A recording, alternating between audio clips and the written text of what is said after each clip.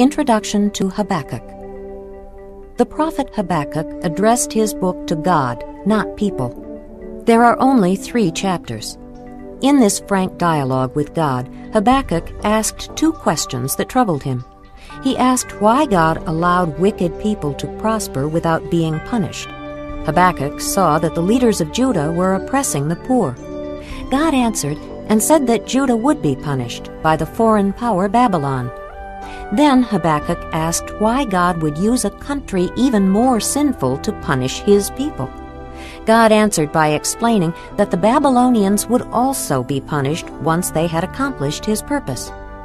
Habakkuk then trusts God's ways and offers praise for the greatness of God, then asks that God, in wrath, remember mercy. Not long after Habakkuk wrote, the southern kingdom of Judah did fall to the Babylonians in 605 B.C., and many were taken captive. But God's purposes would still be fulfilled. Habakkuk, chapter 1. The oracle that Habakkuk the prophet received. How long, O Lord, must I call for help, but you do not listen?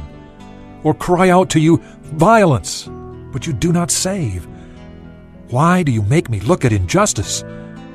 Why do you tolerate wrong? Destruction and violence are before me. There is strife, and conflict abounds. Therefore the law is paralyzed, and justice never prevails. The wicked hem in the righteous, so that justice is perverted. Look at the nations and watch, and be utterly amazed. For I am going to do something in your days that you would not believe, even if you were told. I am raising up the Babylonians, that ruthless and impetuous people who sweep across the whole earth to seize dwelling places not their own. They are a feared and dreaded people. They are a law to themselves and promote their own honor. Their horses are swifter than leopards, fiercer than wolves at dusk. Their cavalry gallops headlong. Their horsemen come from afar. They fly like a vulture swooping to devour. They all come bent on violence. Their hordes advance like a desert wind and gather prisoners like sand. They deride kings and scoff at rulers. They laugh at all fortified cities.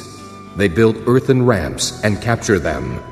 Then they sweep past like the wind and go on, guilty men, whose own strength is their God. O Lord, are you not from everlasting? My God, my Holy One, we will not die. O Lord, you have appointed them to execute judgment. O Rock, you have ordained them to punish. Your eyes are too pure to look on evil. You cannot tolerate wrong. Why then do you tolerate the treacherous? Why are you silent while the wicked swallow up those more righteous than themselves? You have made men like fish in the sea, like sea creatures that have no ruler. The wicked foe pulls all of them up with hooks. He catches them in his net. He gathers them up in his dragnet, and so he rejoices and is glad. Therefore he sacrifices to his net and burns incense to his dragnet. For by his net he lives in luxury and enjoys the choicest food. Is he to keep on emptying his net, destroying nations without mercy? Chapter 2. I will stand at my watch and station myself on the ramparts. I will look to see what he will say to me, and what answer I am to give to this complaint. Then the Lord replied, Write down the revelation and make it plain on tablets, so that a herald may run with it. For the revelation awaits an appointed time. It speaks of the end and will not prove false. Though it linger, wait for it. It will certainly come and will not delay. See, he is puffed up. His desires are not upright, but the righteous will live by his faith. Indeed, wine betrays him. He is arrogant and never at rest, because he is as greedy as the grave, and like death is never satisfied. He gathers to himself all the nations and takes captive all the peoples.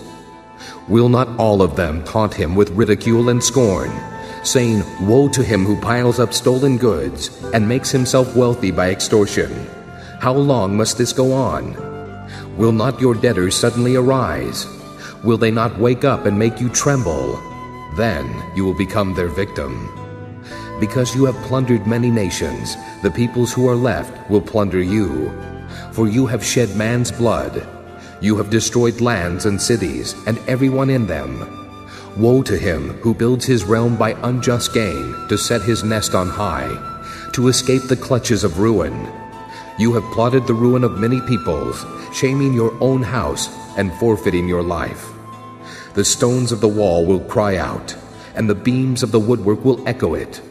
Woe to him who builds a city with bloodshed, and establishes a town by crime. Has not the Lord Almighty determined that the people's labor is only fuel for the fire, that the nations exhaust themselves for nothing? For the earth will be filled with the knowledge of the glory of the Lord, as the waters cover the sea. Woe to him who gives drink to his neighbors, pouring it from the wineskin till they are drunk, so that he can gaze on their naked bodies. You will be filled with shame instead of glory. Now it is your turn. Drink and be exposed. The cup from the Lord's right hand is coming around to you, and disgrace will cover your glory. The violence you have done to Lebanon will overwhelm you, and your destruction of animals will terrify you. For you have shed man's blood. You have destroyed lands and cities, and everyone in them. Of what value is an idol, since a man has carved it, or an image that teaches lies? For he who makes it trusts in his own creation. He makes idols that cannot speak. Woe to him who says to wood, "Come to life," or to lifeless stone, "Wake up." Can it give guidance? It is covered with gold and silver. There is no breath in it. But the Lord is in his holy temple. Let all the earth be silent before him. Chapter 3. A prayer of Habakkuk the prophet, on Shigionoth. Lord, I have heard of your fame. I stand in awe of your deeds, O Lord. Renew them in our day. In our time make them known. In wrath remember mercy. God came from Teman, the Holy One from Mount Paran. Selah.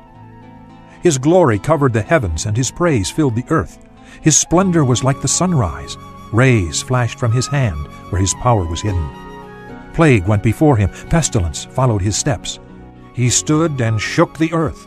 He looked and made the nations tremble. The ancient mountains crumbled, and the age-old hills collapsed. His ways are eternal. I saw the tents of Cushan in distress, the dwellings of Midian in anguish. Were you angry with the rivers, O Lord? Was your wrath against the streams?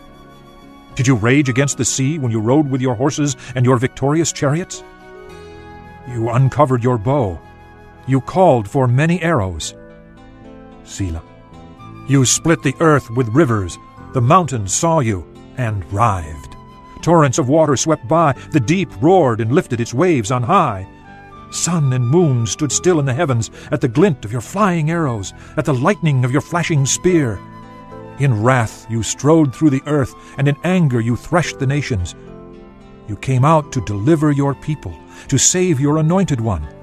You crushed the leader of the land of wickedness. You stripped him from head to foot. Selah.